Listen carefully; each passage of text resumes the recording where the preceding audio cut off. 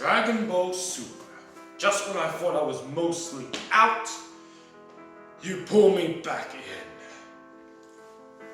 As I said in the previous video, the ending of the Future Trunks arc left a sour taste in my mouth. So much so that for some time I did not watch the episodes that followed after that for some amount of time. Pretty much until this whole tournament of power was announced. And it's not your traditional tournament, as mostly all of the current universes will take part in the multiverse concept brought to canon. So yes, 8 universes out of the 12, 4 have been exempt, right? And this tournament, unlike any other previous ones you've seen, is actually going to be a massive battle royale. You heard correctly, a battle royale. All fighters taken on the stage at once, all out virtual war, so to speak. So, 10 fighters on each of the teams, 80 fighters in total, 80 fighters in all. Upon hearing that piqued my interest. Especially it was around the same time when the arc started that finally Bola or Bra, whatever you want to call her, was born. And I've talked about that in previous videos, so not to bloody, save face, save time, there's no point. Now, Vegeta, for some time, has not been seen training as a result, and about 4 hours that was left, so the tournament hasn't even began, they're stretching it out as far as they possibly can. He re-entered the hyperbolic time chamber. Last time he used it was during Goku Black, and just prior to thrashing him beatdown. Once again, and Popo warned him, Toei tried to do this whole Team 4-star reference, which is, I don't know, the word would be hypocritical or whatever, as they give those guys bloody grief by taking their YouTube channel time and time again off. It comes back on, but whatever. Anyway, Papa warned him, you are banned if you destroy it again. Vegeta's like, You rebuild it and you're gonna possibly ban Vegeta. Are you serious? You have to really be Team 4-star Popo for that. A chance of that happening. Anyway, Vegeta's seen in the hyperbolic time chamber, and yes, he resumed his training, whatnot. He destroyed it again. Yeah, the following episode after that, he literally, from inside the actual different dimension, hyperbolic time chamber, destroyed it. So possible various theories have come around about this. Vegeta somehow has tapped in through God power or God King or what or not. He has found a way to cross through boundaries, barriers of dimensions. A potential time dimensional breakup or whatnot, I don't know. Even there's Xenoverse, and you've got the concept of Xeno Vegeta. So, whatever. So theory speculations. If you know of Hit, the assassin from Universe 6, Vegeta could finally compete on that level of power and strategy and technique, and possibly rival finally Kakarot's instant transmission.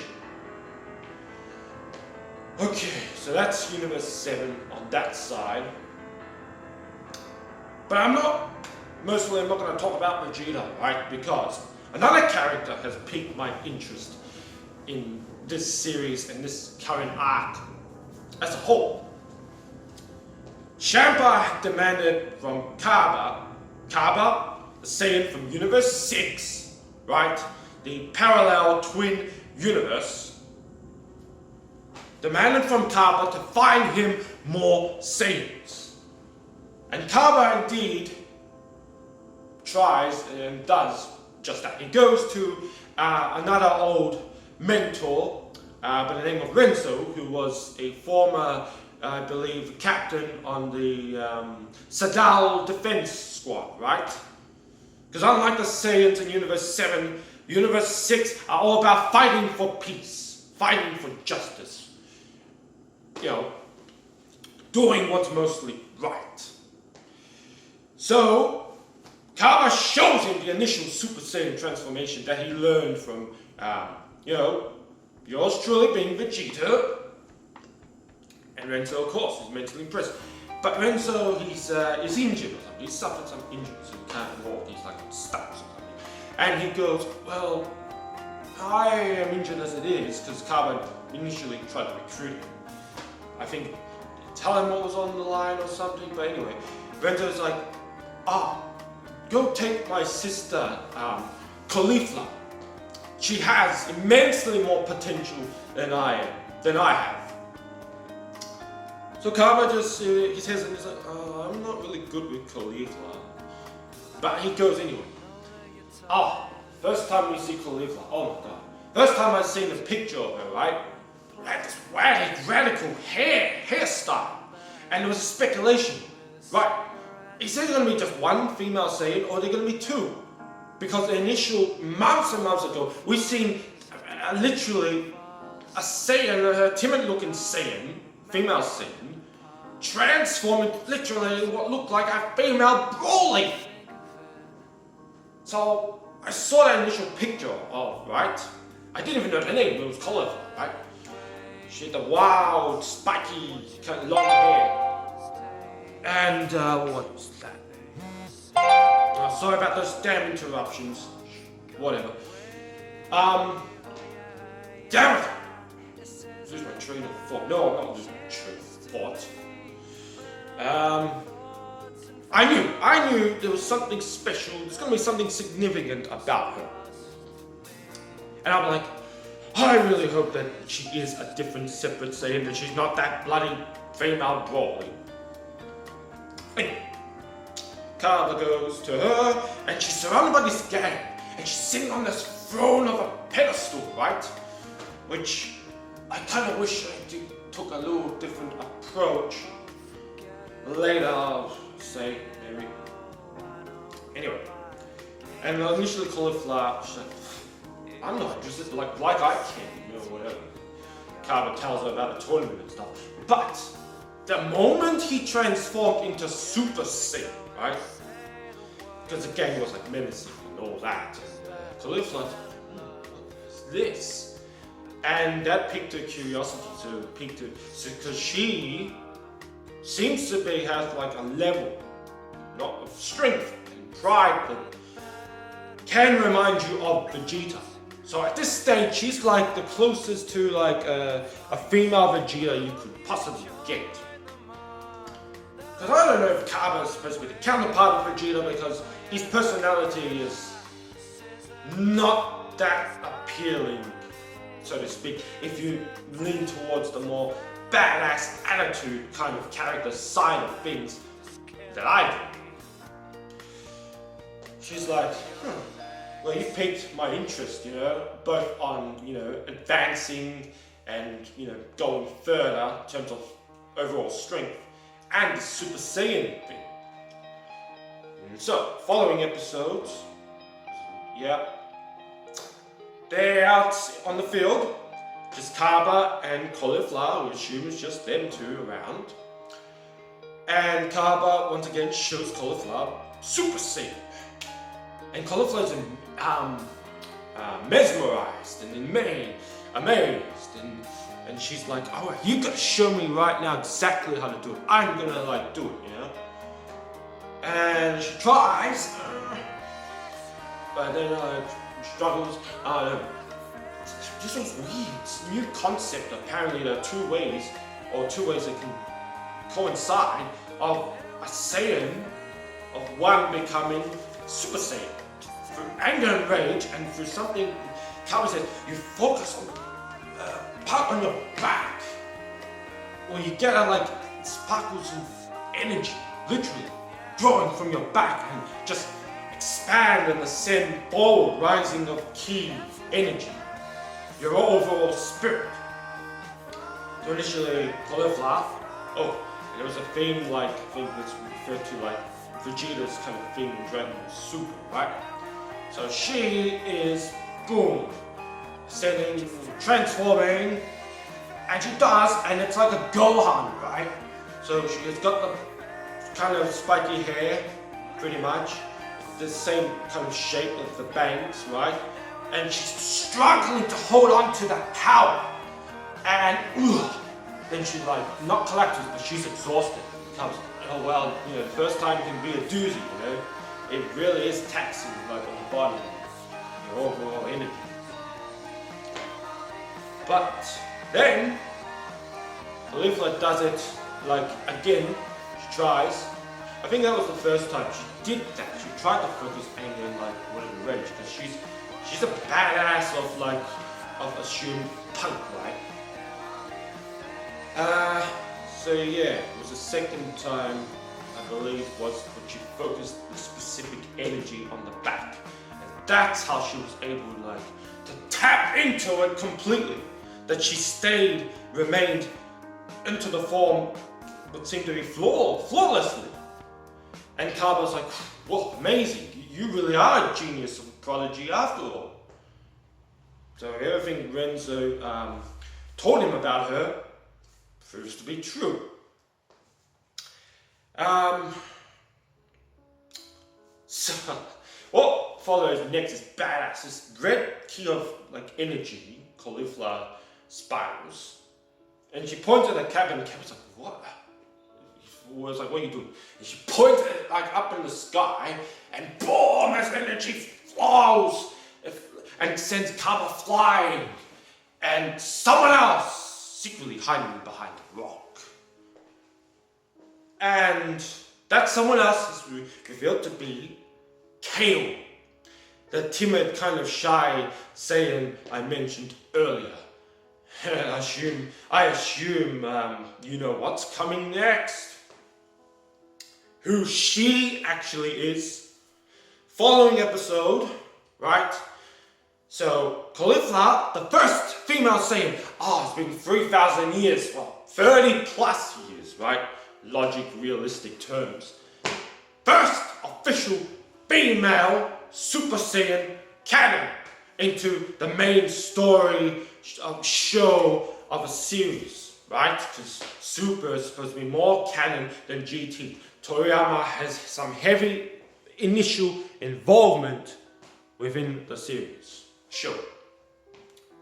So yeah, she transformed. So that was episode 92. As a reference, if you haven't seen Super, or if you want to get back into it, this is one of the episodes I recommend that you watch.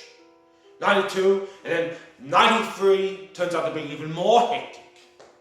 Kale's there, and Kale is actually a prodigy of Caulifla. So she refers to her as sis and stuff. They're not sisters, she's just Prodigy. They're not related at all. But she looks to Caulifla as like, she admires and respects, and so basically, Caulifla is like a teacher to her, and a role model perhaps, and whatnot. And she insists Kale to transform, and Kale is complete opposite to Caulifla, full of self-doubt, no confidence at all, and Kaba is like trying as well. Like initially, he tried to insult Caulifla, right? Called her a blockhead and what was it? Dumbass or whatever. And Caulifla's like, huh? Like, what are you doing? And such. And that didn't work, and that's why we refer to the back method of doing it. So, with Kale, Initially, Caulifla tried to do what Kappa just previously taught him. Focus on all the energy and on your back and all that. And this is we notice is different. Caulifla had, of course, a natural, normal yellow glow of like energy of a Saiyan. Okay. She has this green spiral energy kind of starting to flow and rise up. But as soon as it does, boom, nothing. Absolutely nothing occurs. And Kappa and Caulifla are arguing over what methods like works better. This is not working. This energy on the back thing, or anger and rage and stuff. And actually, yeah, they tried to use energy on the back. That didn't work. So they resort to anger and rage side of things. So, once again, recycled animation, and Kappa calls her blockhead. And Caulifla, she's like monkey and gorilla, chimpanzee. So she's trying to say insulting words. She doesn't want to offend her. She doesn't want to hurt her and stuff. And you already can tell that there is a bond of caring, like between Caulifla and Kale. Like Caulifla is not someone. Even though she seems like a punk and whatever, she doesn't use people. Like, people that are, I don't know, around her, they mean something to her. As you'll see, like, later on. So they argue. And Chaos, like, stop arguing. Like, really squeaky kind of voice, Ah, yeah, Kappa goes, "You're a worthless Saiyan," And this somewhat does the trick. So it's like, I'm really worthless, I'm just. And Caulifla says, don't say you're just, have confidence, believe in yourself. I do. I believe in you. And then I'm worthless, and then boom! All of a sudden, explodes, and Kappa and Caulifla both get sent back, literally, on their asses. And they used the exact concept, mannerism from Broly, the first movie. And she is in that berserk kind of rage state. Precisely a female Broly, if you will. And she goes, points at Kappa. It's like, the first one I'm going after is you. So she sees like Kappa, like she rages at Kappa the way Broly rages at Kakarot. So it's like, is Kappa the Kakarot of Universe 6 or something? And yeah, because he has more of the, he's not timid, he's more passive, if you will, right? Compared to Caulifla, who's really out there, confident, believes in herself as such. The way she achieves Super Saiyan so damn explosively really tells you. I mean, when it came to Kappa, he didn't even know when Vegeta had to push his buttons. When he mentioned Sadao being wiped out from existence by his own hand, right, Vegeta. Kappa transformed. You will not hurt Sadao, Everyone in my family and all that. No, I will not let you. So yeah, that was like a Kakarot kind of side of things. To transform to protect the people he loves and cares about. Whereas Caulifla, she transformed in a way that, not even Gohan, like, no pain of loss, right? Gohan was like, transformed because he was sick of being weak. Wanted to protect the people he loved about, though. Gohan was like, I don't know, Kale kind of in a way. She felt that she was worthless, it was like, that's it, she had it all enough. The stress just got something to do with Kale. It's all about some pent-up stress and build-up tension over years. And it's like a mutation kind of Saiyan gene, that she has that unique, separate, freakish transformation. You know, Broly, right? I worry Broly's going to become canon somehow. First movie or whatever become canon. They're going to make that fit into the main story timeline, because it took place 10 days before the Cell Games. And not to get off topic, Caulifla transformed in what, I don't know, Vegeta's like more Vegeta kind of way, because Vegeta was about himself. He lost the will to live. He didn't care anymore, trained his ass off, and he didn't transform because it was for the sake of someone else. It was for him, right? Anyway, so Kale goes straight to Kaba, and Kaba, of course, is freaking out. Caulifla, she's enjoying this. It's like, wow, you're amazing, Kale. You know, I knew it. You know, I just knew you had this like kind of power, like secretly lying within you. And yeah, how long is this video? 21. So Caulifla's not freaking out. Oh, proves she's even more of a badass. So Kaba's like, Kale, calm down, you know? Like, she slams him onto like a cliff fucking wall and shit, and things are really getting hectic. She's really going for Kaba's blood. She goes, Kaba, kill. And Caulifla's right in front of her, and, you know, and she just goes, move. She doesn't charge Caulifla at all. She, all her attention, all her target is Kaba. And Caulifla's like, what did you do to Kale and all that? And it's like, it's because you called her a worthless, you know, Saiyan, and that's why she's like, anger. But Kaba's like, no, I get the feelings because, you know, we've been too friendly around each other or something along those lines. So Kaba's blocking and defending, right? And she's just relentless. She just won't stop. And Kaba lands a hit onto like her chest, right? This ranges her. She sends Kaba flying and knocks him out of Super Saiyan. So he's done fighting. He's like, oh, doesn't know what to do. Kaba's just a Super Saiyan. He has not unlocked any other forms.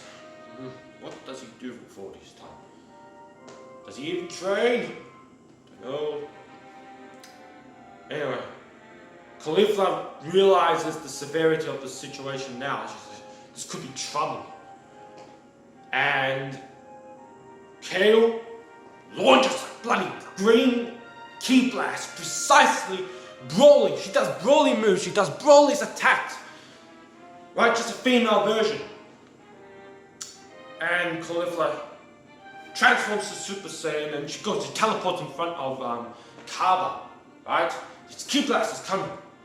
And due to the severity of the situation or what, the Saiyans of Universe 6 are more adaptable.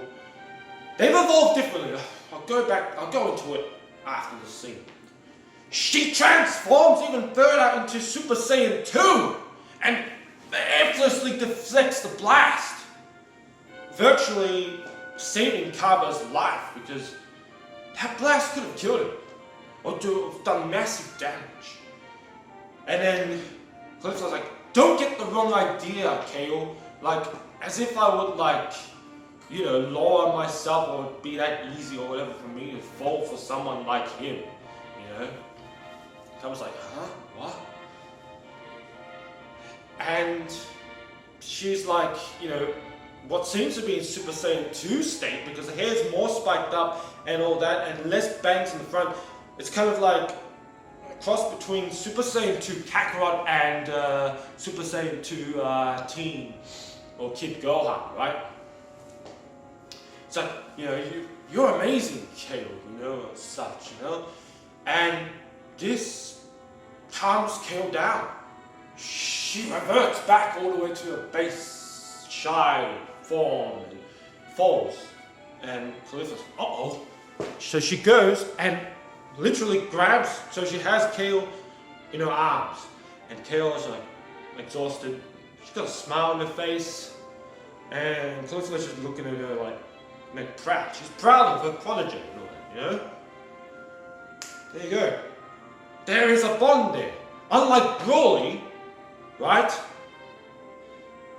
Broly's father, Paragus, was trying to control Broly, and did up to a certain point with devices, mechanisms, headband, I think some ankle, what the fuck do you call it? Bangle or whatever, wrist, like arm bangle or bang or whatever. But Caulifla, she tamed Kale, calmed her down by her bond. So we'll see if that develops later in the future and what exactly it means. But that was pretty much the end of that scene. So yeah, up until this point, of course, Vegeta will always be number one for me. Always, you know. Some of my personality and my character and mannerisms and whatnot derived from him. As you can see, it's like my role model, you know, one of my role models, like in life, you know, fiction or whatnot, fiction or whatever, just can relate to him in some way. Goes with pride, goes with attitude, goes with caring, you know, for others, you know. Number one, nothing's going to change that. But, of course, naturally, I had a number two. Number two, favorite character, right? I am not going to tell you, so if you can be bothered, if you want to, try to guess who that possibly is in the comments below. The ones that watch this and know me extremely well already know who that is. But yeah, that someone has been replaced by Caulifla. Far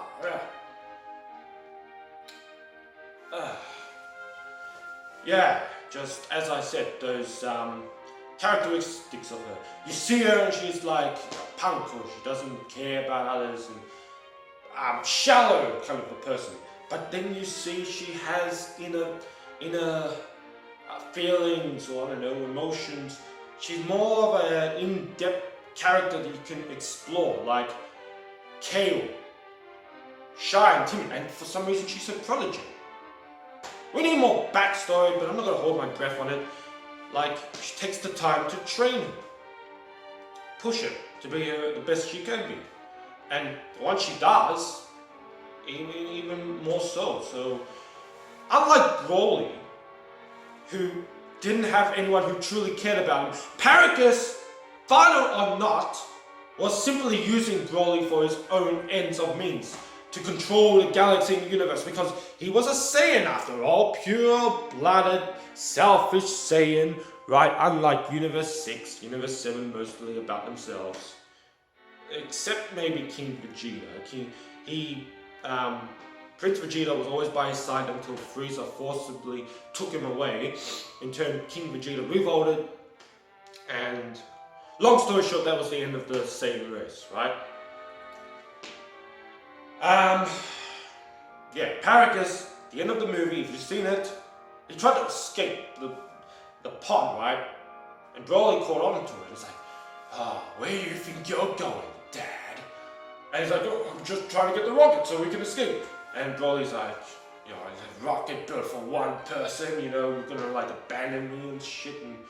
And Paragus himself, in his head, it's like, I'm sorry, Broly, but you have to die on this planet. Like, didn't really care about his bloody son.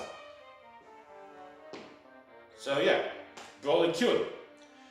But Caulifla, the way that she was able to calm Cal down, the way she grabbed her afterwards, Cal was like, oh, we may have accidentally found a member of like our team, you know, after all. But the thing is, she has the raw power, like Broly at the moment.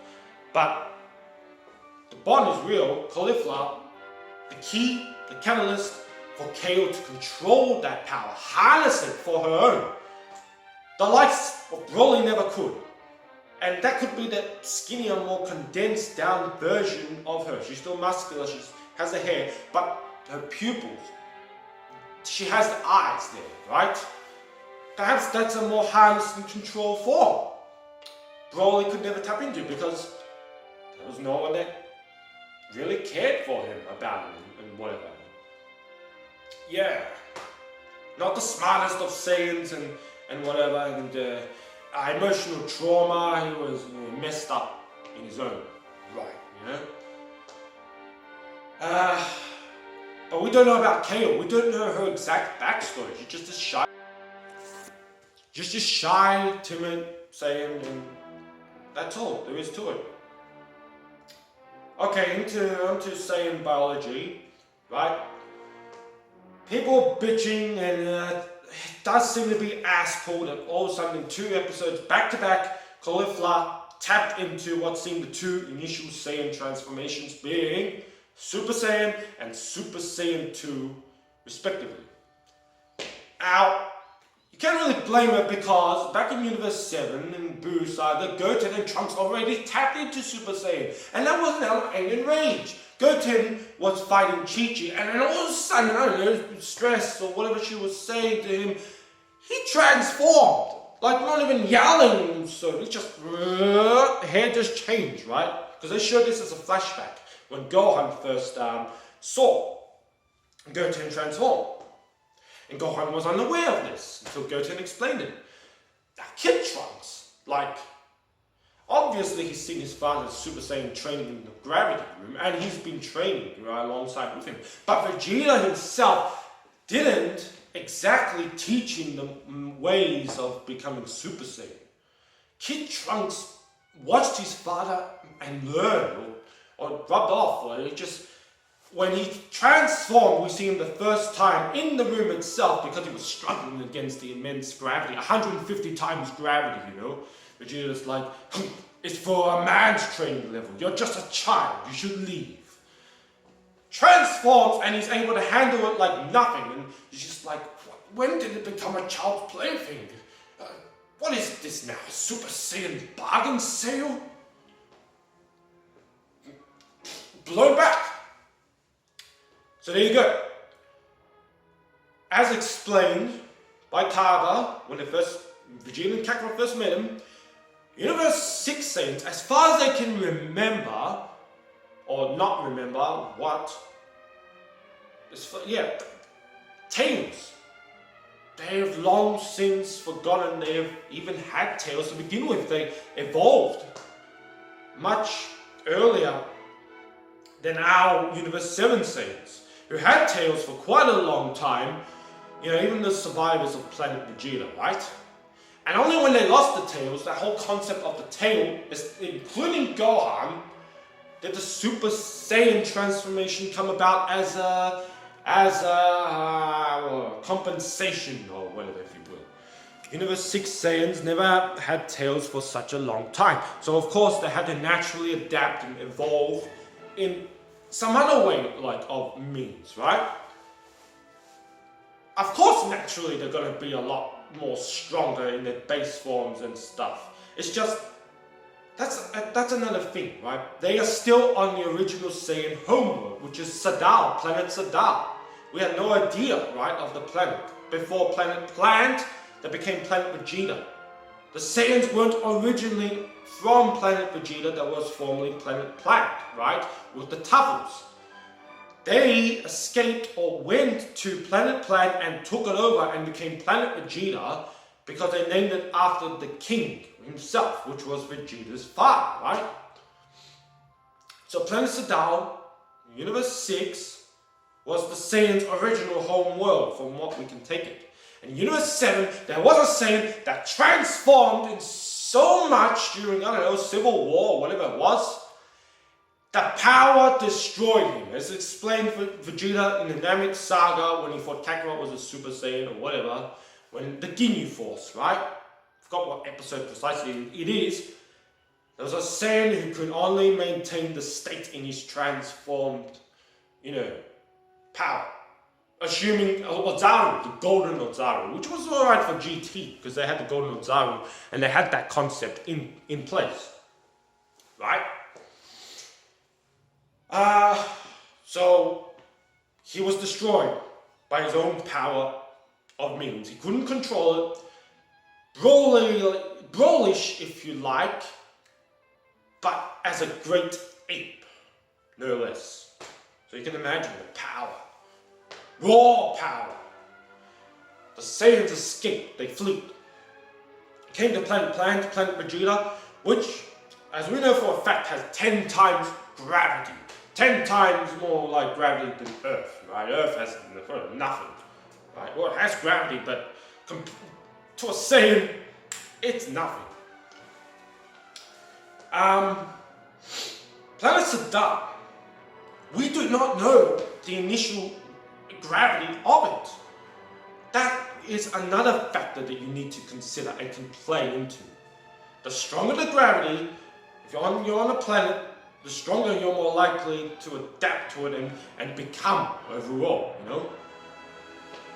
You have the unique sense of fighting anywhere, right? That's what Saiyans possess by already living on a planet that has increased natural gravity, if you will. Or, when we first seen Kaba, his eyes, the shape of his eyes stood out for me. I'm like, you put Kaba next to our Saiyans, he stretches out immensely. He not stretches out, he stands out immensely. I'm like, there's something not normal about this Saiyan, you know? Not average Saiyan. So, another theory is they had their own mixed breeding, right? Because the Saiyans, Planet Vegeta, had the Tuffles. They destroyed the Tuffles, they took it over. Sadao, as far as we know, has just Saiyans. Perhaps there was another race, and the two got, like, compatible race, they got involved, like our Saiyans on Earth got involved with some humans to create hybrids of their own. And naturally over time, that's why they also lost the tail as well.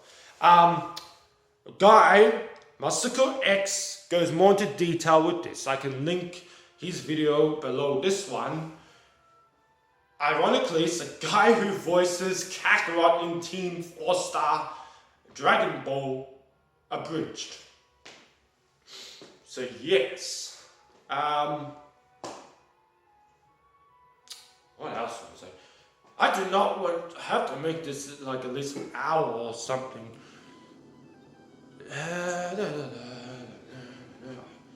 Alright.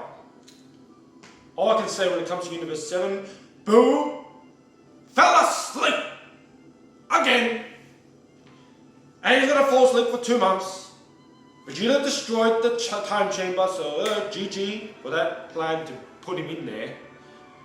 Because Vegeta trained in normal day 1 hour. In there, a month, several months perhaps, possibly. Anyway. All I can say is Frieza's coming back. Yeah, they're gonna use the 24-hour Barber, you know how they did with Grandpa Gohan, Dragon Ball, Kakarot in the Buu Saga, and Vegeta himself in the later Buu Saga towards the end. They're gonna pull the same mechanism with Frieza. And supposedly he's going to fight on the side of Universe 7, being the 10th member to replace Buu. I do not know what to think about this, and let's just say the Tournament of Power is going to be pretty hectic. Universes that lose, going to be wiped out. No killing allowed. However, apparently, if you get knocked off the stage or the ring, you disappear instantaneously. So in a sense, you still die. But our universe, I know, will definitely survive because the end of Z, they're not going to tamper or mess around with that. everyone's alive and well and continuing, with their lives and all that. So, truth be honest, because of course, Vegeta Universe 7, and now my second favorite character, Caulifla, Universe 6, like, they are the only universes I care about. 6 and 7, respectively, twin universes. Other universes, they just don't interest me much, I'm more, of course, naturally more of a Saiyan guy. Just feel free to whatever, like, comment, tell me your own thoughts on what you think of the situation, and the fact that Caulifla, Saiyan Prodigy of a genius, just transform all of a sudden, surpass Kaba in a literal instant. Yeah. But first female Super Saiyan. Official at this stage. Canon. I just can't wait until Vegeta sees this and meets her, and hopefully that rubs off something on him that he demands to go to Planet Sadal after this fiasco, depending on how it turns out. I do not know. Because he's expressed interest, but I don't know when they're gonna do that. It rubs off on him, inspires him that when Bala is older, he's gonna train her, push her to be the best that she can be, Saiyan potential warrior princess like. None of this GT crap, because she was completely useless in it. She absolutely did nothing besides telling Vegeta to shave off that ridiculous mustache. So, that's my small rant about GT. Golden Ozaru, Super Saiyan 4, I wouldn't mind seeing that again. Exclusive to our Saiyans. That sets them apart from Universe 6. I want to see it overall. An exclusive transformation for Universe 6 Saiyans, only for them. An exclusive transformation for our Saiyans, being Super Saiyan 4 or whatever. Because Vegeta, Kakarot, and Gohan initially had tails. The recessive gene. I don't know, still there? The Super Saiyan has kind of replaced the gene. So one was dormant, and now it's more up on the surface. So the other one's died down. Again, check out MasakoX, where there's the power of science compels you. Logic, explanation to this thing. It's always so bloody lax off.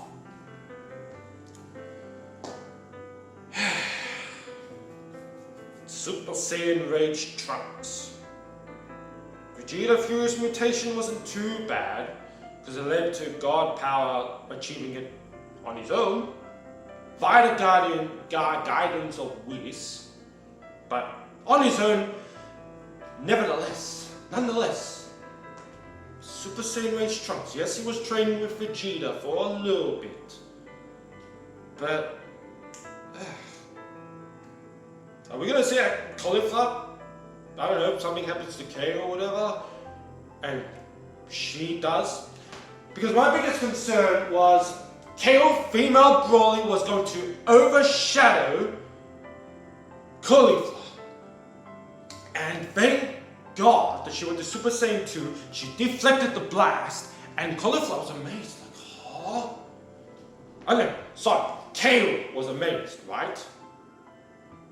Kind of puts them on equal footing, if you will. They both shared the spotlight. Thank God. And like I said, the Broly concept, I hate that.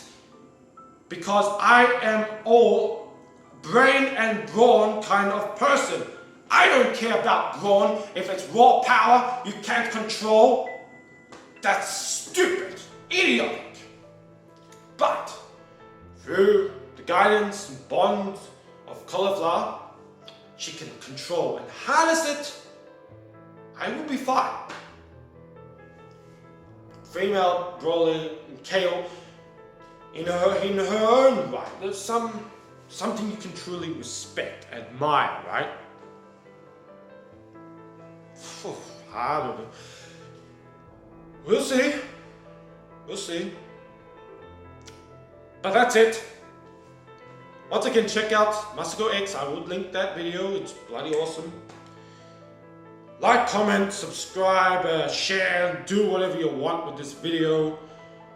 This has been the Iron Prince, and of course, naturally, keep on trying!